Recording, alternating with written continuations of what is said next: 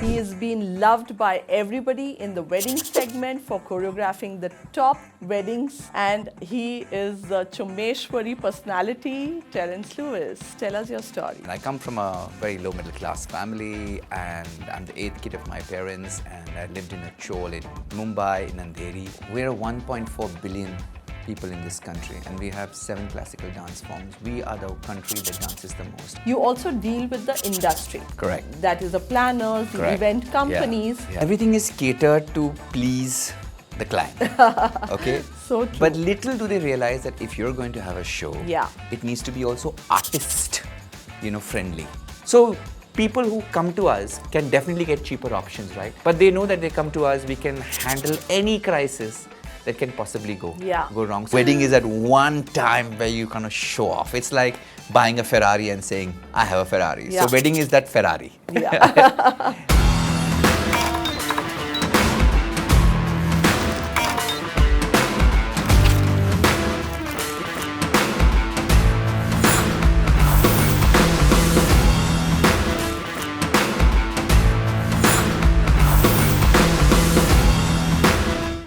Welcome to the Wedding Podcast. Our guest today is an artist par excellence, the top-notch choreographer of the country, the most loved and respected judge on dance reality shows.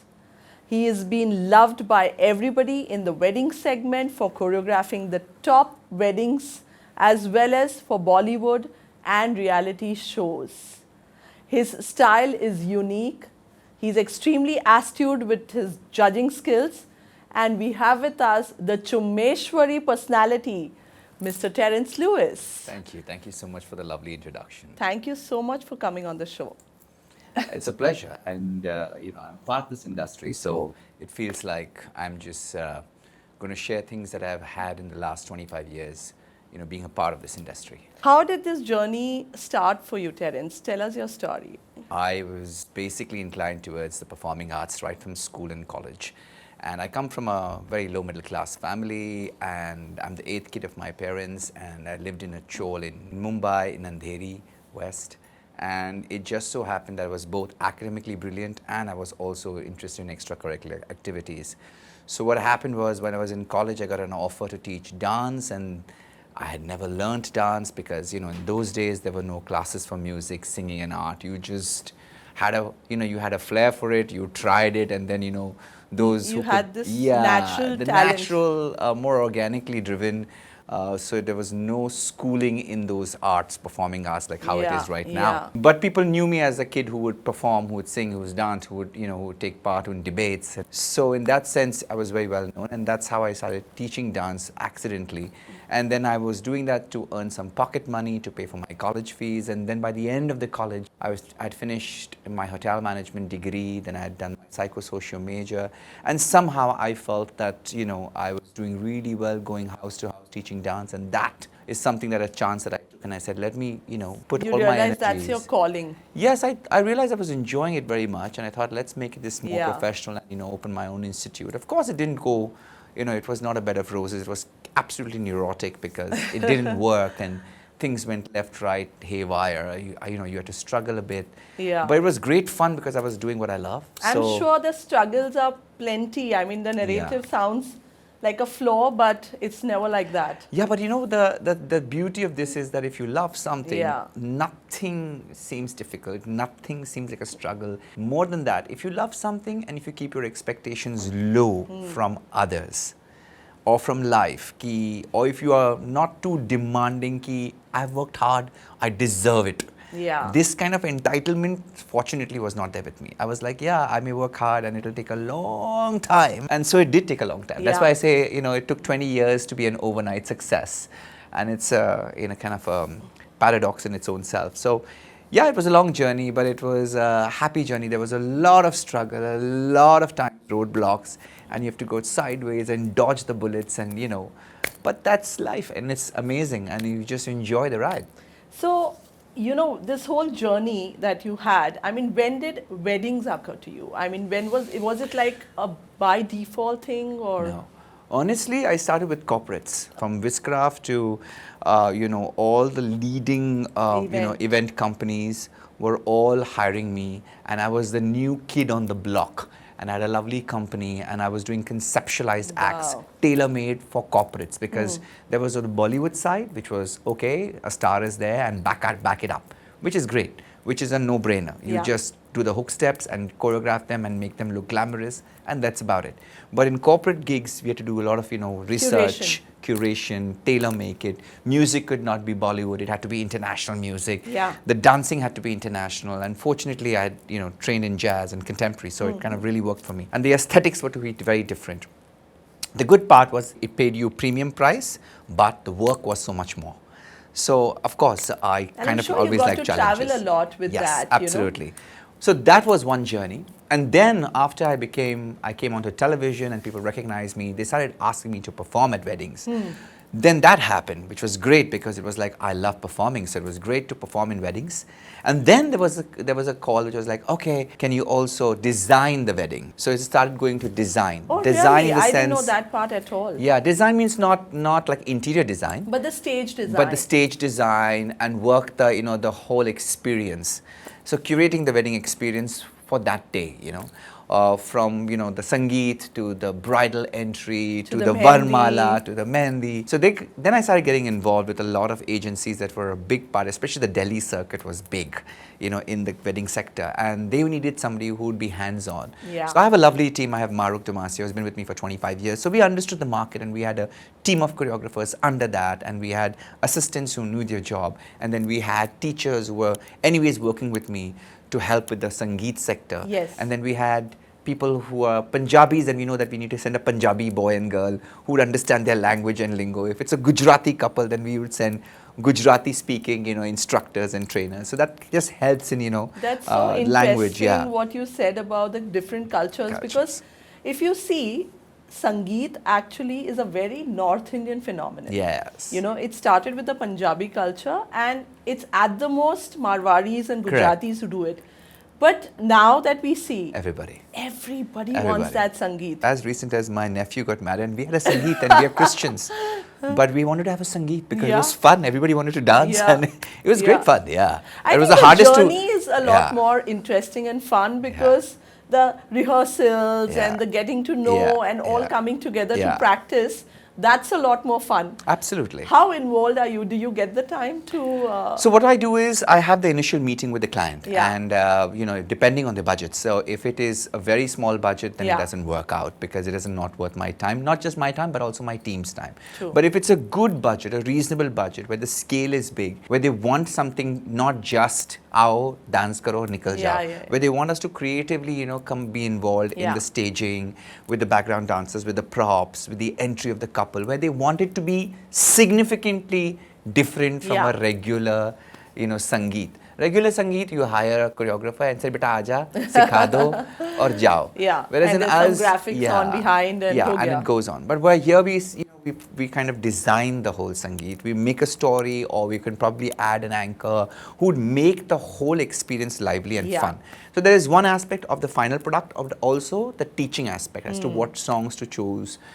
Sometimes clients are very finicky, sometimes clients. The most difficult part of weddings is handling the various demands of the couples. And it's not just one person, because it's a wedding. There are many people involved, and everybody wants to have their part of, I think this should be the song. I think this should be the song.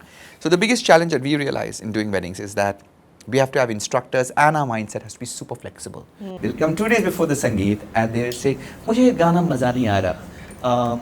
I'm not change kar rahe. Because the changing means I have to kind of do an edit.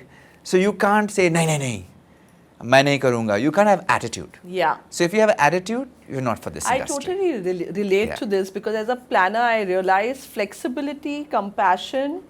I mean, these are the traits you got to have if you in the ecosystem of weddings. And also not to take yourself too seriously as a choreographer. They are just there to have fun. So when we choose instructors who are not a perfectionist, because if they have got this mindset कि मुझे perfect Sangeet चाहिए, then you're going to ruin the experience, because the Sangeet is just a reason for them to come together.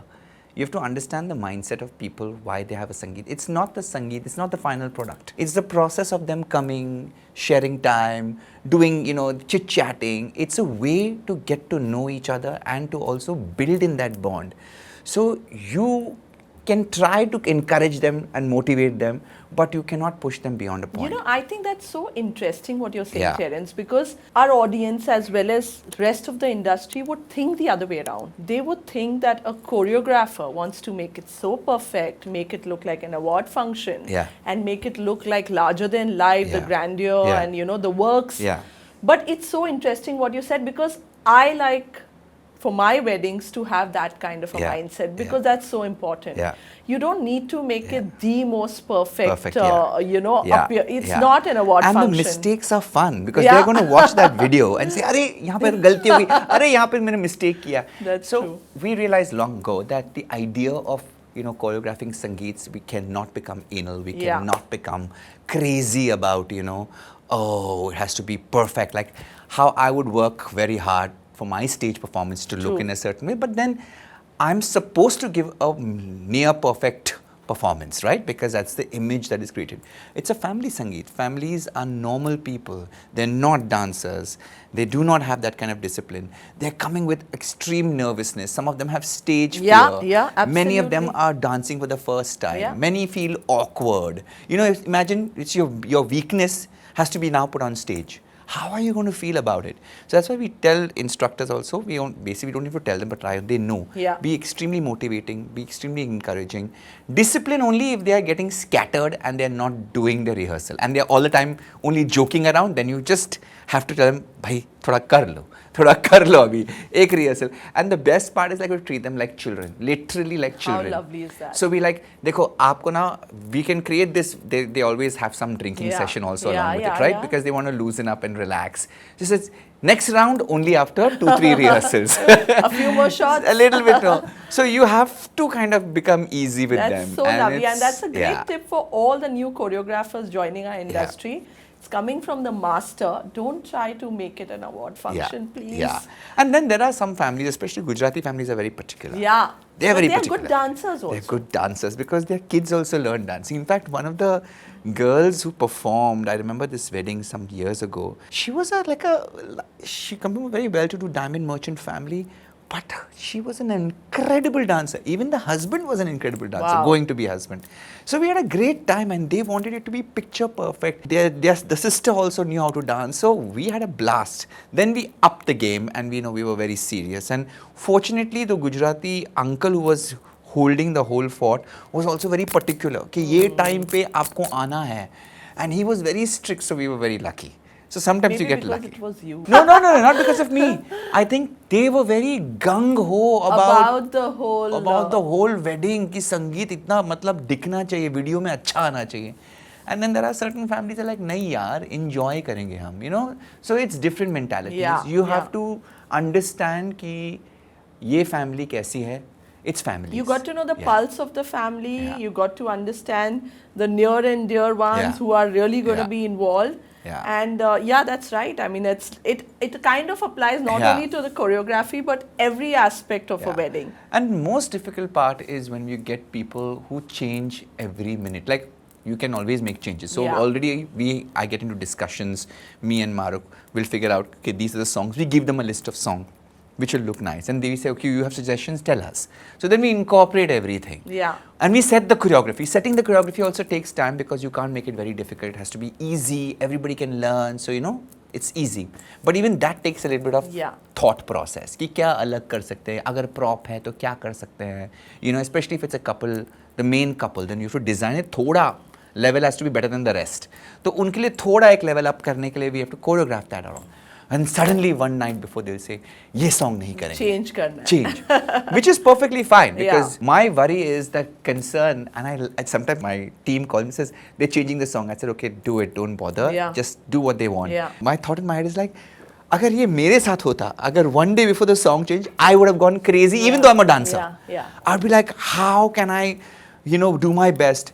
But the confidence that they have. I think it's the influence of the social media to a large extent. To a large extent. I think weddings, like even for us, trends, designs. Yeah. They're constantly on Pinterest, on social media, and every day the ideas just changing. Yeah. It's very important for the couple to realize, make it unique, make it your own. Yeah.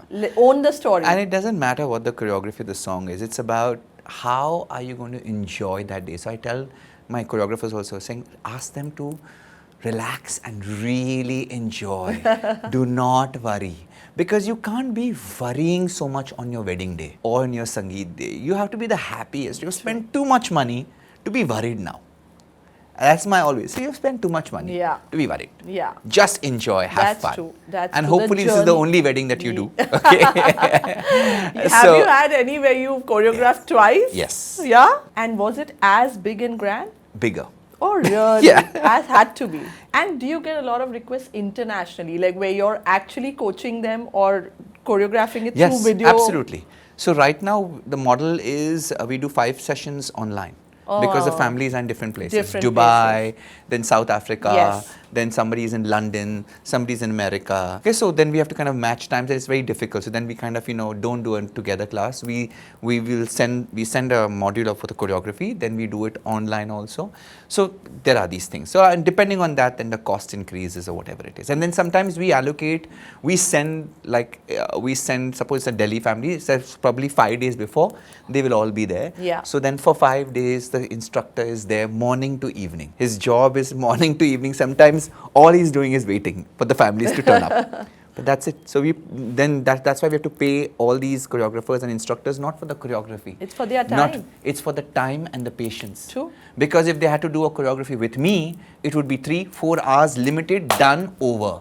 Here, you have to wait from morning 10:30, 11:30, 12, and maybe 12:30, 2:30, 3:30 in the night. Terence, it's so interesting what you're saying, because internationally, whether it's a planner, whether it's a choreographer, whether it's, the designer, they all charge you by your time. Correct. It's only the wedding industry in India where we are at disposal. They're just paying you that one-time fee and they expect you to be in beck and call. That's why we always charge a premium, because it's not the work so much. It's just the waste of time.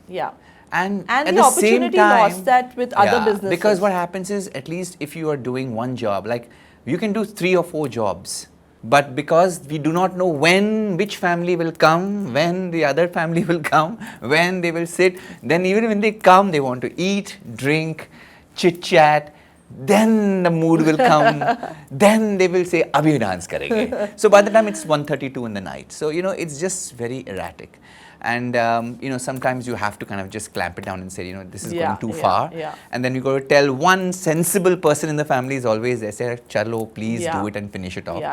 And it really helps to have timelines. But there have been certain cases, I mean, this has not happened most of the times, but there have been times when it has just become very difficult. But then that's the way it is. You will have some good families, you will have some crazy families. These are all our experiences and also. It's not personal. They're not doing this personally. They just are who they are. So then all you got to tell them is that if this is the case, then you got to pay a premium or you got to pay extra for the hours that are there. That's it. So Terence, in terms of the dance forms, there are so many, but of course, everything's so Bollywood centric. Have you had any experience where you all actually curated something was a couple which is non-Bollywood? There was a couple that wanted to do a Great Gatsby. Oh, wow. And so how did you, I mean, they were a part of it. Yeah, they were part of it. Everybody was supposed to dress in gowns and frocks in the 1920s. Lovely. Tuxedos and all. So their acts were designed like that. How lovely is that? So it was English songs and they were like, no Hindi, no Hindi, no Hindi. I said, okay, fine. That's amazing. So it was a great, so the theme was that. So it was more than a Sangeet, it was a Great Gatsby cocktail night. They didn't want to do Sangeet. The other thing which I'm noticing is that the couples and families to a large extent don't want to keep the 30-40 minutes dance performances. Yes. So it's either that one dance from the couple, yes, or it is from their one group of friends, and then there is this whole team of choreographers who are dancing as part of the show. Is that something you all have been seeing? Certain families are very averse to dancing. Yes. So they want to just keep it to the couple and maybe the friends. And the uncle, aunties, extended families are like, no, we don't want to, because it's too much. Because they feel it's sometimes, certain people, Rajputs, for example, for them, unke, you know, they don't want to kind of dance so much. So there are certain families like that, you know, who will feel that's awkward. where your teams team up or do a show? We generally always, it's either me performing or, you know, a full act, so, or some stars performing, A-listers, B-listers, C-listers. So the evening has to get filled up. So it'll be start with the Sangeet, they'll finish, and then, you know, we take over and create the whole buzz. And then there's a DJ, and then there's a, you know, there'll Shankar Ehsan Loy, or there will be a Vishal Shekhar who, you know, who'll follow it up and who'll kick up the night and kick up the storm and, you know, make people dance and have a good time. This is a lot Delhi, no? Yes, totally. You know, my Mumbai clients, I always give them this flow and like, no, this is too much. We don't want this. You know, but Delhi weddings, or rather, I would say North India, for that matter, even Hyderabad, these are getting larger than life, and they love this flow. Yeah. I mean, they have made so much money. They never spend it on themselves most of the time. It's either hidden in the lockers or whatever. So the wedding is at one time where you kind of show off. It's like buying a Ferrari and saying, I have a Ferrari. So wedding is that Ferrari. So, you know, you show off on the wedding, and it's great. I mean, it's a whole industry that functions around it, and, you know, it's a parallel industry for me because I do television shows and I do a lot of corporate work. What is your preference? What do you like most? I mean, as a business person, a mix of both is great. A mix of both is really fun because, you know, the families are very fun. When I perform on stage, Sangeet is different for me, but for me as a person, because I'm never involved in the Sangeet, right? I'm always there if they want me to hire me for performances. And now it's my team that generally does the entire thing because I have done this for donkey's years. So the format is set. We know how to do it. We know what can go wrong. We know how to firefight. You know, it's a team. We know that we need to have 2 more extra people who will make sure to get the crowd, the audience who's drinking. Sorry, the family that is drinking. Say, please, get them to stage on time. So we know all of this. So it's not so much the choreography. It's the circus around it that you need to be well versed to be able to make sure that the clients still get a good show. Because you have to handle all those people to tell them, okay, you have to enter the stage now. Plus, they're carrying so big ghagaras. And, you know, they're like jewelry and makeup and hair. So you have to account for the fact you can't give them difficult steps. Because wearing that ghagara, which is weighing 25 kilos, how are they going to do this dance steps? So it has to be sensible. So, you know, we understand, we have been in the business for such a long time that we understand what should be done, what should be avoided, and what can go wrong and how to firefight. So people who come to us can definitely get cheaper options, right? But they know that they come to us, we can handle any crisis that can possibly go wrong. So they want somebody with experience. They want somebody who knows how to get it right. They don't want somebody who's young, maybe talented, but gets very angry or gets anxious and then, you know, gives that energy to the entire group. So I think you pay for experience. You pay for people who know their job, who can make sure you can get, you know, you get so you can relax because there's a whole team managing that. For me, it's like I love performing for weddings because the moment, sometimes there are certain people who are opening the night and some singers and nobody comes. And then suddenly my name is announced and then everybody comes to the front. And because my show is like a proper show. It's got aerial work, it's got costumes, it's got glitz, glamour, and it is really, really high energy show. And you get to see different styles. So I perform 20 minutes, sometimes 15 minutes, sometimes half an hour. Plus I have, you know, in between I involve the couple, then, you know, I do a serenade for the couple, then I go back and dance again, then I have this finale that goes really high energy. Then I make the audience dance with me. So I kind of, you know, get the whole ladka wala, ladki wala side and say who has more power in dancing. So by the end of the act, people are so high with energy and so much, you know, enjoying it that, you know, I've kept the level of the Sangeet or that night very high. So from there, the DJs just take over. And then, you know, so it's a good night. So the energy goes up. So my job is that when somebody is hiring me is to give a kick-ass performance, make people feel that, you know, they are loved and, you know, they are going to enjoy it and, you know, really perform in such a way that the audience feels, yaar, maza aa gaya dekh ke. So it has to be a high octane performance. Have you done any international collaborations with international artists? Well, I have not collaborated with them, but I remember once for one of the Sangeets, Jennifer Lopez was performing. Oh, lovely. Yeah. This was, Then I Nicole, think, Udaipur. Udaipur. Nicole, I forget her name, Pussycat Dolls, no? Yeah. So she was performing too. So we were like very overwhelmed. And then sometimes when you perform in Vienna or South Africa, or sometimes you perform in Abu Dhabi, there are some international artists performing. So yeah, that's been the case. Yeah. That's lovely. Terence, while we talk about families and, we understand that nature, but you also deal with the industry. Correct. That is the planners, the event companies. Yeah. And I know as a planner, very often, we are very professional with our SOPs and the way the choreography teams want what they want. But you must tell us some tips where things go wrong or technically it's not in place. So, everything is catered to please the client. Okay? So true. But little do they realize that if you're going to have a show, it needs to be also artist, friendly.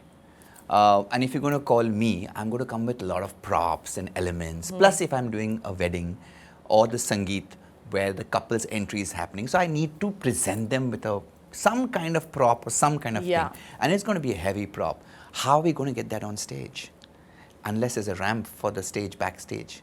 Is there space? So the planning sometimes is very faulty. Yeah. So they give the best design, what should look in front, but the back area, the management is crazy. There are not enough stage hands sometimes, and the stage hands come only on the day of the show, but you need to make them rehearse the whole dress rehearsal. The dress rehearsal is missing. Everybody wants it to look like the Oscars. They're practicing 3 months for just in and out of what prop will come in, what prop will go out. Second, what I feel what is lacking in the show business is a show director. So you have individual people who are going to perform, but there needs to be one central show director who has seen the entire show, who is going to call the shots and who is going to cue and who knows how to seamlessly bridge each act. Because I'll be performing a high octane act, uske baad there'll be a kawali, which will be a complete contrast. So how are you bridging that? True. Then after my performance will be a band setup, but the band needs time to set up. So what is that 15-minute of buffer? How are you filling in that? How are you filling that? So those things, or if I'm performing, it is ugly to have that band set up there, right? Because it's just disturbing because we're also giving you a complete visual with the props, and even sometimes all those wires hanging look tacky. True. So how can you design the stage and everything else so that those tacky things don't get seen? Because there are event companies who do it really well. And there are some event companies who do not, who look great like this, but when you get to see, when the whole act comes together, you can see it's very shabby. The fine lines and the fine tuning is not there. Like I remember I did a wedding where they wanted me to kind of have like one of the most expensive weddings I've done in Delhi. Okay, and it was in a farmhouse for sure. The clients were amazingly beautiful people, right? And they were very, very well. Then finally went for a meeting and we were called last minute because they were unhappy with something. So I was called in last minute. And they showed me the stage design, and we actually, my team people actually went and saw, because the stage was already created. It was 3 days before the show that we wanted to create the bridal entry. We saw there were many stages, gorgeous, almost like a Sanjay Leela Bhansali set. Even better. Immaculate it was, the set design, okay? And I looked at it and I said, but how is the bride going to go on top of the stage? If she's coming in, there are no steps. No steps in the there front. There were no steps. No, aap doli se na, usko doli se seedha upar you. I said, how will she go? Okay? Then you have made a dolly, okay? She's going to sit in that dolly. She can't sit, she can't be sitting, she has to be a chair. But dolly is going to go like this. Chair is going to go like this. So, and she's a bride, delicate bride. She's so pretty. And I had seen the bride and she was very sweet and delicate young girl. How? She's going to fall off. Even with the bodybuilder men who we were hiring to pick up this, you need to nail the chair. The chair was not nailed. Oh God. Simple thing. No, but these can become safety hazards also. So there are lots of that. So these are the things. Then they said, oh, we want an aerial act. But they had not designed the aerial setup. That's the most scary part. So they want me to do it because I'm known to do aerial acts. Okay, I'll do the aerial. But I need an aerial rigging system. Absolutely. Then last minute, everything had to be taken down, re-put. So it was just such a bad planning. No, I hear you. Not just that. So we designed an amazing opening for the bride to come in, right? but we also need to make sure the pathway is clear. Yeah. So that there are no family members Yeah. coming in the way. Otherwise, you'll not get to see the bride. Yeah. Everybody And wants we to take kept pictures. insisting, saying that, can we have this clear-cut pathway? No, let's put barricades and let's have bouncers so that that pathway for the bride is clear. So even for the videographer, for the photographer, they're spending, giving me so much of money to make her look special. Please, can you cooperate with me and keep that clear? No, it was not kept clear. So it was a mess. Oh God. So it was just, and they're like, nahi, ho jayega, ho jayega, ho jayega. And this is a very, very scary situation. So everything for the bride and the couple is there. Sab dikhane ke on paper, and they do it a great job. Yeah. But these basic things are forgotten. Yeah. Like, itna paisa kharch kar rahe ho aap. Like, if you are creating that entry from the audience will, or not audience, but family members. Guests, yeah. But the guests are going to come in between. Yeah, you cannot allow it. You're going to block. It's going to, अरे उसका दिन है यार. She has to look like a heroine. You are giving me, the couple has said, I want to look like a Sanjay Leela Bansali, Padmavat kind of a zone. I'm the staff. Yeah, which is great. And that is what we want to give her, because I've worked on films like that, right? But we have a control audience. True. We have people, that's orchestrated. It's choreographed. Nobody can come in the pathway. But I need support from the planners to make sure that that happens. No, that's a great tip. And I think you're absolutely right. As our industry is growing, we've spoken this in all our previous episodes. All it takes to be a planner is a laptop. Yeah. I mean, there are no entry barriers. But to be professionals and to understand the nuances is extremely important, which is stitching in this whole thing. Yeah. What the choreographer needs, what the designer needs, and safety has to be at its topmost of the agenda. Also lighting. So in how, it has to be theatrical. So if my act is getting over, lights all off, then maybe just a follow coming through. It has to be timed. It should not be, she has come on stage, she's talking, and then the light comes on. So I see a lot of gaps, and I feel this is not less than 10 crores, this wedding, today's, that event. 10 crore की event में इतनी फालतू चीजें हो रही है ना, मतलब like basic चीजें कि यार compare has come in, light, spot right on, music right now, right? It still feels like a school college function. No, I hear you. I totally so can where relate. Is that show director? You think a show director should be from the event side, or you think they have to hire it separately? It has to be like a show running team. There has to be a separate director who is planning the whole thing. Everything has to go to this person. Chahe wo artist ho, chahe wo entry of the couple ho, chahe when the service is, this person is responsible. He is the director of the show. So that's a very important point. So that one person, and we definitely, the industry needs a show director. And this cannot be somebody from the event team, because they are not experts to do this. It should be somebody from the outside. At the same time, he should have complete power and control. At the same time, he should do a full rehearsal the day before. Yes. So that everybody is aligned. Yeah. So it's not last minute solving problems. No, this makes so much sense. And I think that's a great tip to all the planners out there.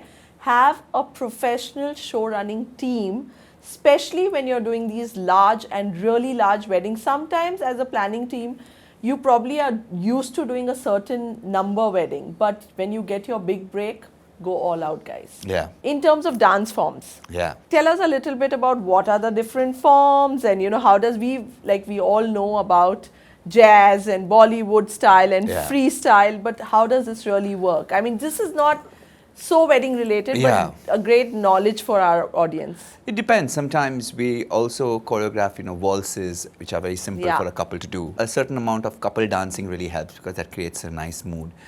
Sometimes there's also hip hop, which is big style. There's whacking and voguing, which is also very interesting, and which can be incorporated into Bollywood. Bhangra is really a big, huge hit. So Bhangra, Garba, these are the two really popular ones, and folk dance. They are very popular.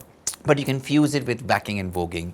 You can fuse it with certain styles which are easy for the eye and easy to do also. So, it just brings in a little bit of, or you can do line dancing. You can create a lot of line and tableaus, and it can still look very good with if you have dances along with it. So there are many styles. Contemporary is not something for, meant for people which is your speciality. All styles. I specialize in all styles mostly. What do you enjoy the most?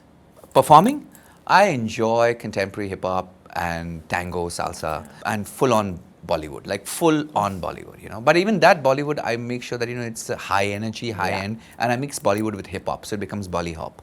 So it's Western and Indian. Yeah. That's a new term for me. Bollywood. So you know, so the people who are watching us say, "अरे ये तो पुराना गाना है, मजा आ रहा है, hook step भी है, लेकिन style जो है वो बहुत ही अंग्रेजी है, or in the sense Western है." So you know, the young people who are also watching us say, "Yeah, that's cool," because if you see the trending styles on Instagram or, you know, any social media, there are certain things that are borrowed from Afro or from hip hop. So if you are in that. Today, Gen Zs are getting married, right? 100%. So they don't want it all They don't want it like on thumka. Yeah. They might want a thumka, but they want a thumka to go with, say, probably a little bit of voguing or, you know, something of whacking or something of, you know, hip hop. So if you combine that, they feel, अच्छे थोड़ी बहुत हमारी माँ बाप की और थोड़ी बहुत अपनी हो गई. So then it becomes like, this is something that I like. So we try to kind of make a blend of whatever was there before and also what is current. So that way it kind of appeals. Tell us that one story, Terence, which... Give us a funny one and give us a serious one. With all the experience of meeting so many families, has there ever been a bride who's insisted, I have to dance with Terence? Yes. Yeah? Yes. And we've done that also. Not with her to be... No. She wanted a special She wanted to start dance. with you. Yeah. And then she did a dance with her husband. Lovely. Her husband was not a dancer. How lovely. But she was a great dancer. So we did. In fact, not once. At least 4 or 5 times I've danced with the bride itself. You know, like a special, very beautiful. And then I've called the husband and I said, here's your bride to be. And, you know. So it's very sweet, and they've been really, like, they've come for rehearsals. Oh, lovely. And they've done it, and this has been at least, I think 2 were Gujarati Marwadi, and I think 1 or 2 were Punjabi, and 1 was some other caste itself, 1 was a foreigner. Yeah. So they wanted to do something. But give us that one story which you can never forget about the wedding space. Well, there are many things that happen, especially when few drinks are down and people lose their sense of, you know, propriety. But what I can mention to you is that sometimes there have been times when you know, one uncle or auntie was supposed to dance, they were so out, they were completely out, like they couldn't even walk and come on stage, and they were like, and they were going with anybody, and they were misbehaving with their own family members. So it was hilarious to see, and you know, the women are like, what's happening?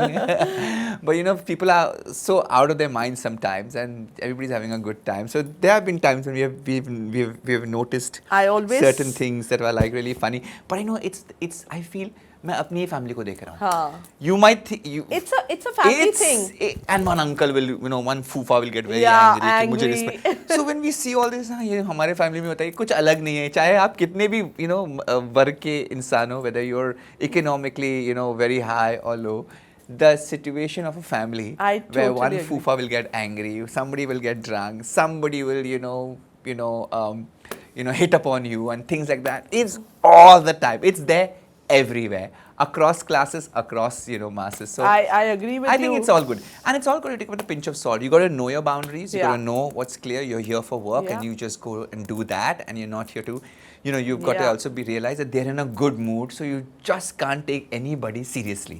You've got to maintain your boundary, do your work, get out. I always say, from the console, what we see is the most fun. We are seeing this all happening. And the backstage frenzy is crazy. And then sometimes there is also a lot of jealousy between relatives. The family so we can politics sense it. at times. So, and this is very common. It's in every family. Sab ghar mein hota hai. I'm sure if you have and the larger the family, the more it happens. So sometimes the jealousy, and you know, there was once a situation where we choreographed one, and she said, no, you give me that choreography, because that choreography is better. So it was like, now what do we do? And then we're like, what is she wearing? Then I want to wear it. So there's this internal politics that kept going, and you're like sometimes caught in it. And you're like, how do I? And eventually sometimes, I remember, I always tell my instructors, don't get too personal, and don't be friendly, but you're not their friend. So even if they offer you alcohol or whatever, say no. So we train them, no mixing work. You can have an after party, but probably after the job is done. Why? Because they don't know us. We don't know them. You want to drink, with That's your true. friends and family. These are not your, these are your work. That's such a great your ethic work to ethic have. cannot. So no. No is a no. We said, we'll give you money, drink more, but your own, not with this. Business is business, True. work is work, lines get blurred, and Yeah. then it becomes messy. True. So, and these are young kids who are also choreographing. So, you know, you do not want to encourage that culture at all. In fact, we tell them, if we find it, you'll be sacked. We will not take you again. It's a very strict policy. So your HR controls all of this, or you personally? HR. Yeah. HR controls this. We are constantly in touch. We constantly know. We have a supervisor on board who's checking everything, who's making sure that there is no hanging around with anybody after the party. Lovely. This is very clear. We are here for work. There can be no emotion. Because sometimes people do get emotional. You know, it's family. There will be somebody young who will be emotionally foolish or whatever. And we go tell them, listen, no. And we are there to make sure that nothing goes wrong. Yeah. Because that's very important. Yeah. At the end of the day, it's you're here to do your job, get out. Be as professional, be as friendly, but that's where it ends. True. Never let go. Those lines get blurred, and it's very possible for lines to get blurred in this scenario. Yeah, because they are spending so much time, and it's a very casual So we setting. have a very low tolerance policy for things like this. That's nice. So that's very... Just one last thing, in terms of safety, while we were talking, I missed on this, but do you insist on insurances for your team from the event? All the dancers are insured. No, but that's something you do, or you insist with the event? No. We all our dancers and instructors. And with all of it. They all have we have insured them. Not for the single event, but we have insured. It's really our responsibility, because anything could happen. So in case they have a medical insurance, accident, something happens, we have made sure that we have taken insurance enough. So it's so great to see that you have operated this whole academy, your whole business, just like on international standards. I least expected this answer from you, that you've done it for everybody. But honestly, I'm going to tell everybody, it costs you nothing. It will cost you 5,000 rupees for one person, and you will get a 5 lakh or 6 lakh or 7 lakh. You can depend on how much premium you pay. Pay a little bit more, 10K, you will get it. Absolutely. So accidents, injury, any and that's the least you can do for your team. 10,000 is nothing for a year. Yeah. So you have 20 people, say 2 lakhs, but it's worth it. Yeah, absolutely. It's absolutely worth it, because one person gets sick, and they don't come from very rich families, that then you automatically, instead of you spending, you might as well, get your insurance. So you're saving I don't know how. This makes no sense for you not to take insurance of your, team's welfare. Because eventually they are going to come to you, and because they have worked for you, for me, they are my family. True. They're like my kids, they're like my bachas. So how can I say, oh, I'm not going to stand by you in your bad times? Yeah. So instead of doing that, because then it will be an extra burden on you, you might as well take an insurance. Yeah. Take care of that. Yeah. Terence, with your whole judging side of it, you come across so many lovely kids, their stories, we see so much of emotion on the show.